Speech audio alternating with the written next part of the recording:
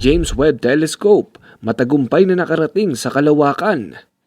Ito na raw marahil ang isa sa mga pinakamalaking proyekto ng mga siyentipiko sa kasaysayan ng astronomiya. Ito rin ang pinaka-high-tech na telescope na nagpapalutang-lutang ngayon sa kalawakan. Hindi biro ang gastos dito, lalong hindi biro ang sakripisyo ng mga siyentipiko. Talagang marami ang nagko-comment at nag-aabang sa videong ito dahil isa ito sa ginastusan ng mga dalubhasa at maaaring bumago sa ating paniniwala. Bakit tila ba napaka-importante yata ng James Webb Telescope sa history ng astronomy? Ano ang pinagkaiba nito sa Hubble Space Telescope? Bakit sinabing hindi lang distansya ang kaya nitong makita? Kaya rin daw nitong matanaw ang nakalipas na 100 milyong taon? Misteryo ng James Webb Telescope. Yan ang ating aalamin.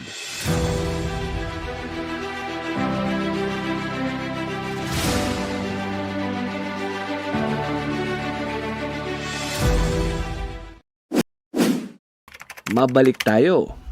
Ito si James Edwin Webb, dating opisyal sa gobyerno ng Amerika. Isa siya sa namuno sa NASA taong 1961. Sa kanya ipinangalan ang sikat na sikat ngayon, ang James Webb Telescope. Ang telescope na ito ay sinimulang gawin taong 2004 at natapos nitong January 4, 2022 lamang. Halos 18 taon din ang nakalipas. Kamakailan lang ay matagumpay itong nakalabas ng Earth at kasalukuyan itong binabaybay ang kalawakan papunta sa target niyang orbit. Ito ay nagkakahalagang $10 billion o sa peso ay 509 billion pesos. Ang ganitong halaga ay kayang makapagpatayo ng napakaraming subdivisions. Talagang ginasusan ito ng mga siyentipiko dahil sinabi nila na ito raw ang makakapagpabago ng pagtuklas sa kalawakan. Hindi lang distansya ang kaya nitong matanaw, kung hindi kaya rin daw nitong makabalik sa nakalipas na 100 milyong taon. Hindi literal na time travel mga kapantas, kung hindi pag-aaral mismo. Kumbaga, kaya niyang pag-aralan ang mga bituin na mas nauna pa sa ating mabuo milyong-milyong taon na ang nakakalipas. Kahit daw napakalayo at napakahinang liwanag ay kaya raw nitong madetect. Makikita niya ang napakalayong bituin na invisible na sa ating mga mata kahit pag gumamit pa tayo ng pinaka-high-tech na telescope na meron tayo dito sa Earth. Makakaya nitong makita at makalkula kung papaano nabuo ang mga matatandang galaxy na napakalayo sa atin. Sa kasalukuyan ay isa-isa na nitong nilalatag ang kanyang mga salamin, kamera at sun shield. Nangangailangan ng 3 araw para makumpleto ang buong setup at paglalatag na ito. Iikot ito kasama ang Earth na mas malayo sa ating buwan. Ito ang tinatawag na Lagrange Point 2.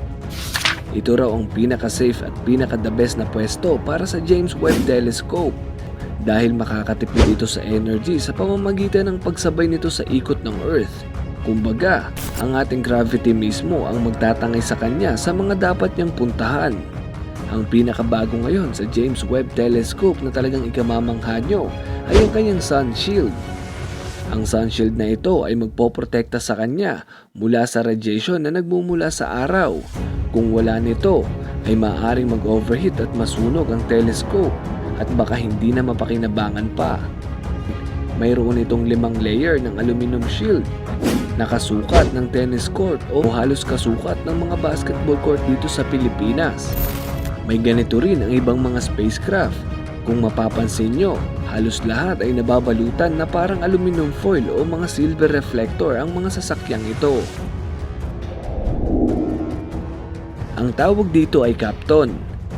Ito ay espesyal na materyales na kayang tagalan ang napakatinding init.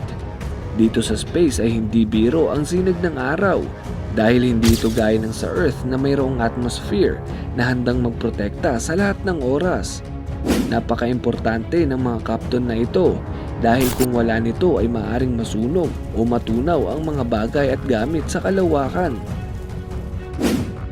Pero bakit kulay silver ang mga Kapton? Bakit hindi black? O kahit anong kulay? Bibigyan ko kayo ng 10 segundo para mag-isip.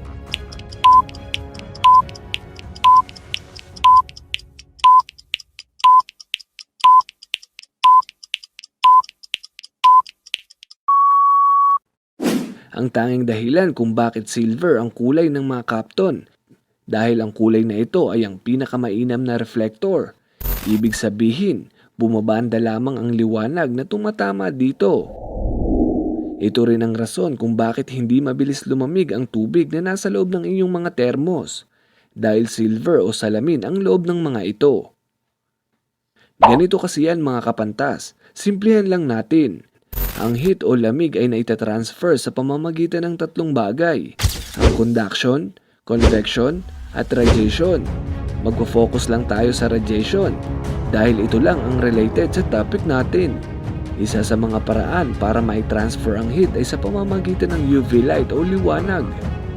Gaya na lang ng sinag ng araw o maging ang mga bumbilya nyo sa bahay ay nakakalikha rin ng init. Ang tanging pangontra dito ay silver o salamin. Tignan nyo na lang ito halimbawa. Ganito ang loob ng thermos. Ang heat sa loob nito ay hindi madaling makawala dahil nagre-reflect lamang o bumabalik lamang sa loob ang radiation. Ito ang dahilan kung bakit hindi madaling nakakalabas ang init ng tubig. Hindi ito magic mga kapantas, kung hindi, ito ay benepisyo ng ating siyensya. Radiation pa lang yan at may dalawa pa, ang conduction at convection, pero assignment nyo na yun. Hindi pwedeng itim ang loob ng thermos dahil ang itim ay madaling maka-absorb ng liwanag at ng radiation. Ibig sabihin, ang heat ay madaling maipasa mula sa tubig papunta sa lagayan na ito. Ganon din naman sa ating mga damit.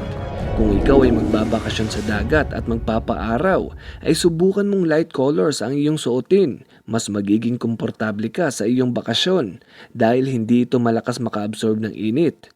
Kumbaga, bumabanda lamang ang init na tumatama sa damit. Pero wag na wag kang magsusuot ng silver o ng aluminum foil dahil baka magalit sa iyo ang mga kasama mo.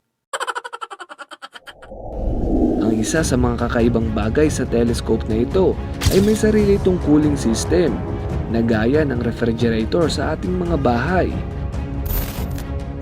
Tinatawag itong cryo cooler.